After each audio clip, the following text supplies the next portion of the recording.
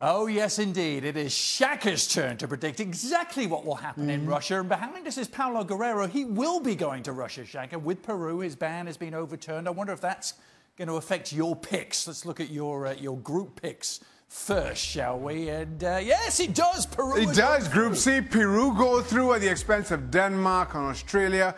But Group A, I think the hosts go crashing out. You think they go crashing out? I think they go crashing out. And despite Salah missing for what will probably going to be the first game, Egypt go through. And you go Costa Rica accompanying Brazil through an E? Yeah, a lot of love for CONCACAF and for CAF. Senegal in Group F come out with Colombia, England, Belgium, Germany, Mexico.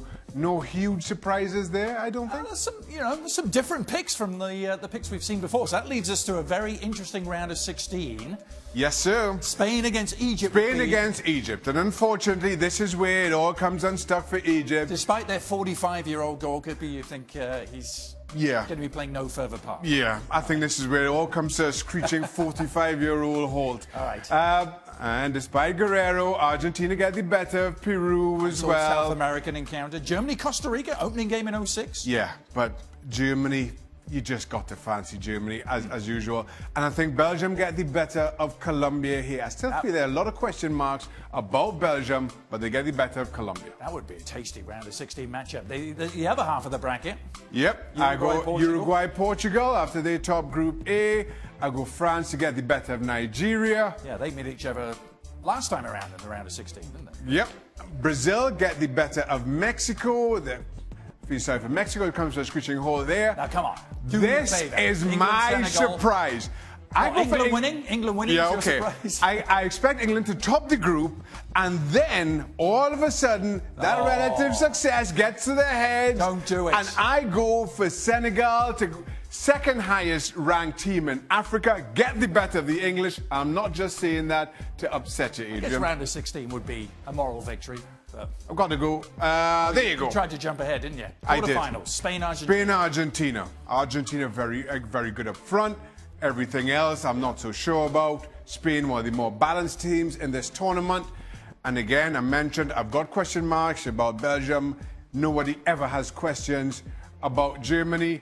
That's where that goes. That would set up Spain-Germany semi. Other half. Uruguay, France. I think this is the toughest of the cores, but I go for France to get the better of Uruguay.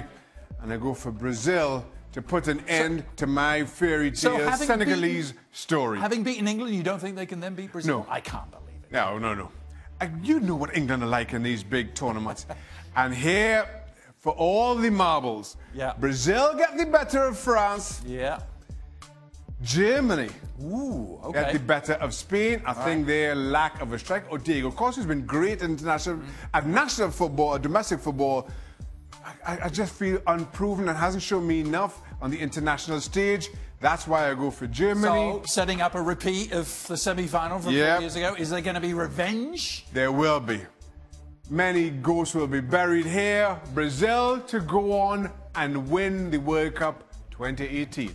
I believe you are not exactly the first of our experts to pick Brazil. I've got all my picks right, though. Well, stunning revelation that I don't think many of us were expecting to wake up to this morning. All the talk has been Ronaldo and Bales as the Champions League. Yeah, no, it was a surprise. But, that's what a lot of these modern-day managers seem to be doing. And you can't deny him that he has his right to do that. But what I would say is, and he's been hugely successful going in there, but he's managed a great club, he's managed with great players, but he's managed them well. But, I still think he needs to be judged when he goes somewhere else, if he can pick a team up with the scruff of the neck. As to the reasons as to why he's resigned now, do you take him at his word, what he's saying? I don't understand the word he was saying. Well, he basically said, I think it would be difficult to continue winning if I stayed. I mean, that was quite stark. So, I mean, I look at people like Ferguson, and I look at people even like Wenger. It was going to be difficult for them to keep winning, but they hung in there and they dug it out and they rebuilt, particularly Ferguson. I sympathise. You saw Pep Guardiola walk away from Barcelona after 4 years and unprecedented success himself. Now Zinedine Zidane has taken him an even shorter period before he just gets worn out. And I think clubs like Real Madrid can do that to you. And I thought it was also key that he stressed He's not tired of coaching. He thinks he can go on and keep coaching. Yet still, he's walking away from arguably the biggest job in world football. That says that it's more than what happens on the field. It's about so much more, and it's just wore him down. 9 titles as we bring in Gab Marcotti out of the 13 he could have won in his, what wasn't even 3 full years, was it, Gab? The basic question, why, and why now? Well, I think he alluded to it. You know, he was careful. He said he's not tired of coaching. He did use the term that he was a bit worn out at this stage. But I think, you know, the answer was there plain in front of our faces. You know, he went through a season where he saw the gap with Barcelona in the league. He saw the performances in the Champions League where, of course, they won in the end, but, you know, they were outplayed for long stretches against Bayern, against Paris Saint-Germain. They lost at home to Juventus. And I think he asked himself, okay, so what's ahead? And the indication is that what's ahead is a rebuild. I don't think it's a coincidence that Gareth Bale and Cristiano Ronaldo kind of put the idea out there that they might not be back next year. And he said, do I want to go through a rebuild where, you know, we lose 4 or 5 veterans, the people who got us here, and then start over with new players? No, I don't think I want to do that. And to what Craig said about judging him versus Ferguson and Wenger, that may be true, but I really don't think Zinedine Zidane thinks of, oh, gee, I better stay here so I can be one of the greatest managers ever. I really don't think that's his measuring stick or that he cares. He's Zizou. Yeah, but I'm not suggesting he cares what anybody thinks, Gab. What I'm saying is there are so many people who have come out there putting this guy on a pedestal for the success that he's had, and he has had success. But for the very reasons you mentioned there, Gab, about he doesn't want the rebuild, and he doesn't. The great managers have really put themselves up for the battle through thick and thin. Ferguson had his problems, he rebuilt, he went again. He had his problems, he rebuilt, he went again. That's the stock of a great manager, and it won't be until Zidane does that and pulls a club up with the scruff of his neck to success that we can really judge him. Gab, is it definitely going to be a rebuild situation for Real Madrid? Is this what's driving it for Zidane? Because they seem to be built to win now.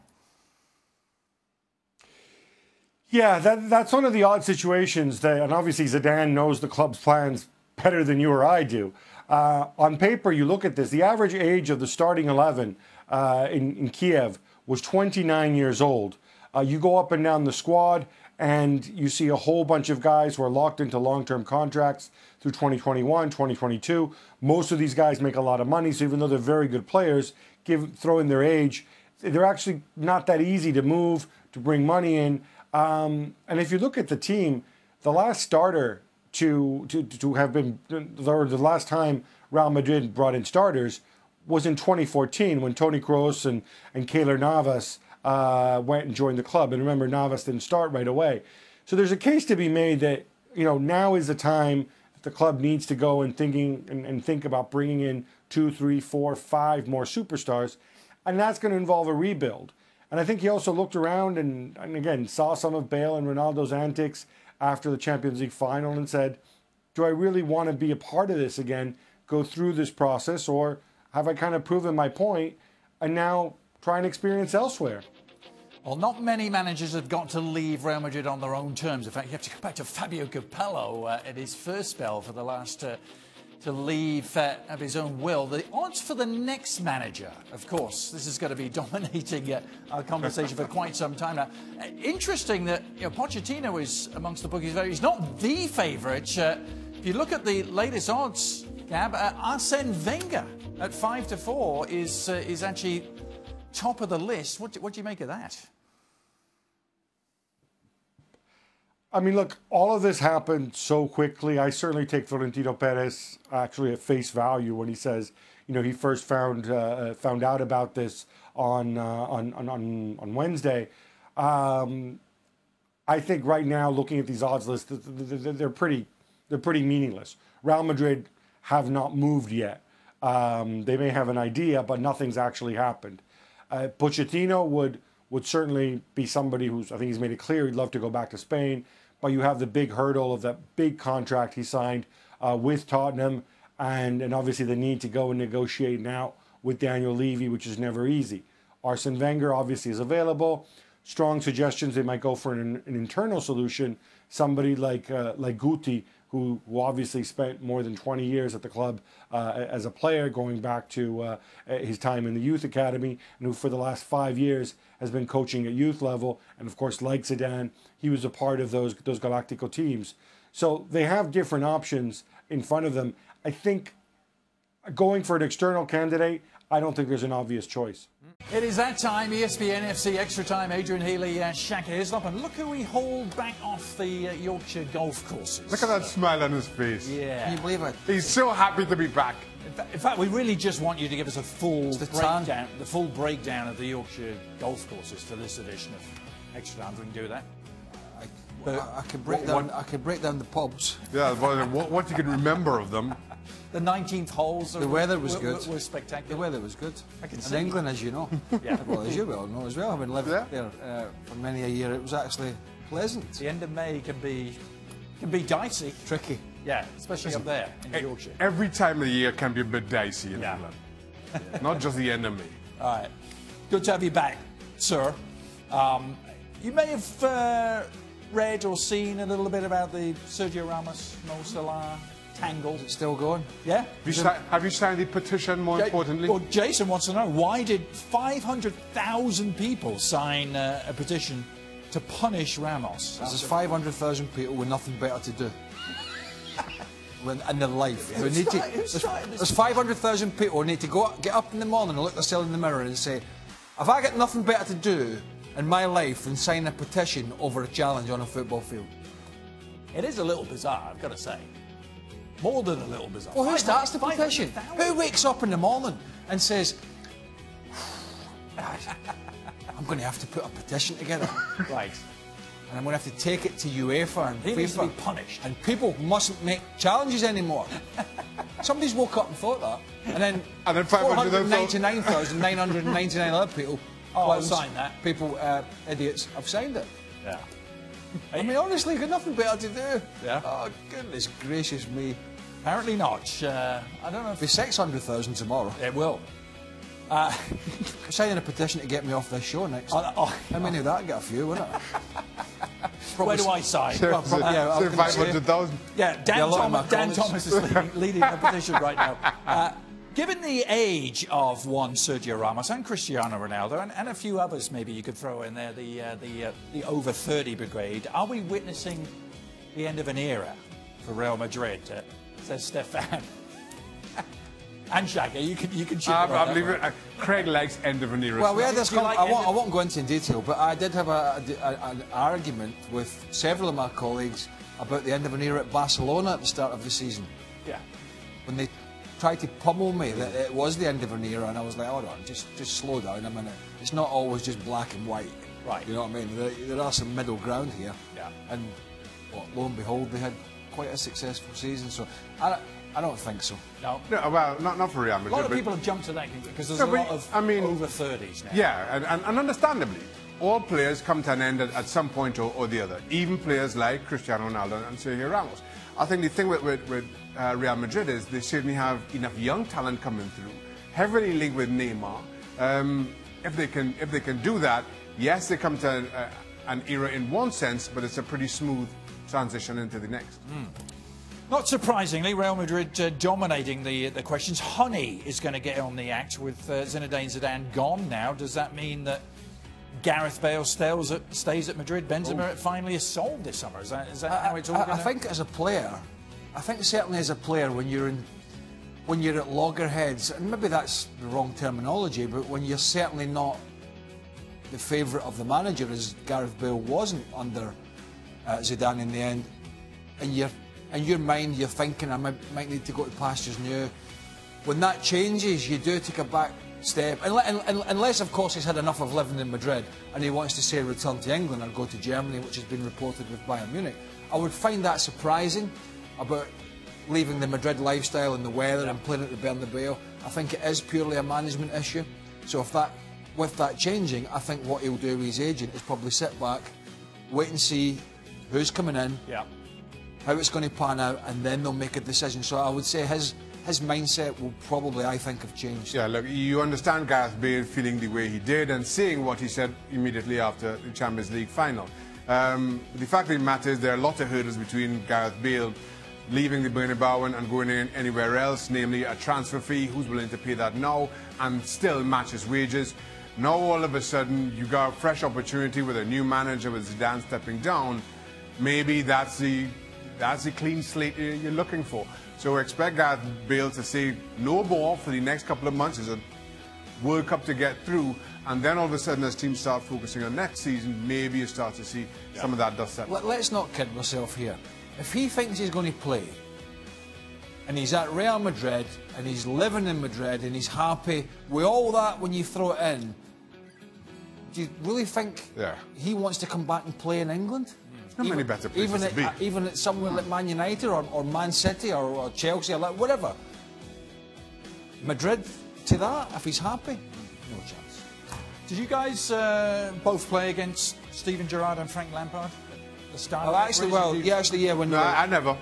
No Gerrard for you. I did. Frank was a young boy at West Ham when I played against him, and Steven was a young boy coming through at Liverpool.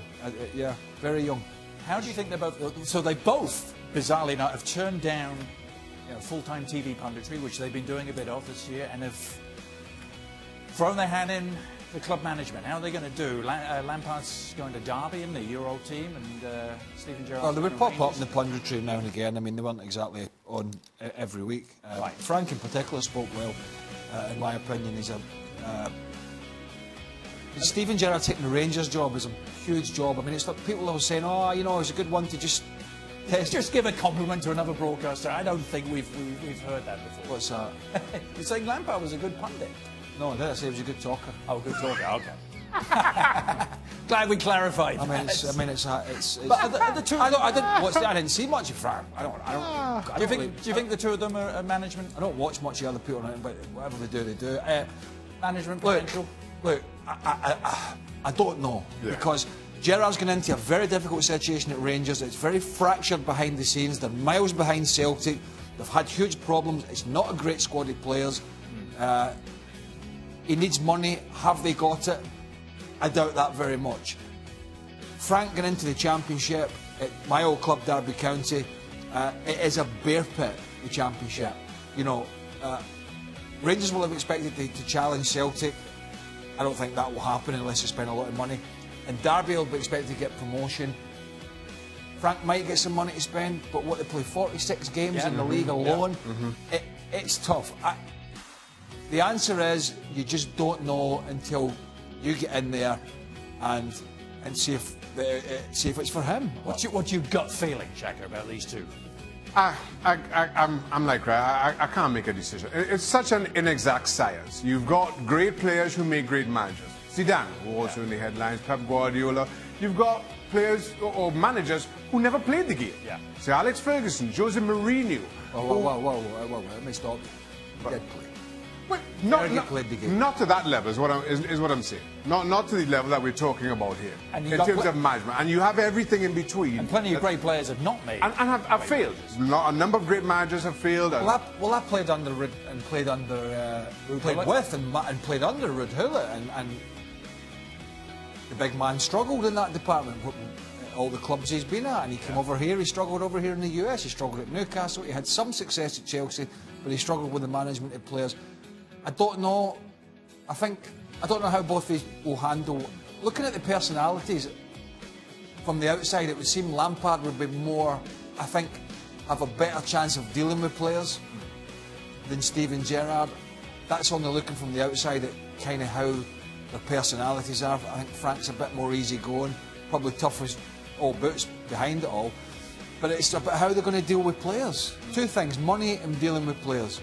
You need the money to be successful, and you need to be able to deal with the players, and they need to be able to respect you, because it doesn't matter if you've got 95 England caps and a Champions League and a league title. The players will figure you out, no matter what level you're at, if you try to pull the wool over their eyes.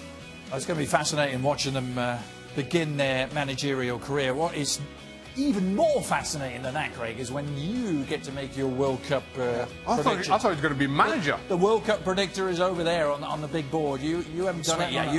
You're saving up the juice for that. I've got to get up to speed. I'm still on. Well, Citizen wants an early take, early predictions for you for semi-finals of the World Cup. I'm doing it tomorrow. Oh, yeah. So don't answer his question. We'll keep him in suspense. I've got to work out how. I can't wait. Who's in He's going to be practicing how to operate that board between now and then. Next 24 hours. Bloody new studio. Somebody's in it. The show daily, yeah, Holland. Tobago. There's a Holland-New Zealand semi-final, I think. Tobago. Predictor. Show available every day on ESPN Plus.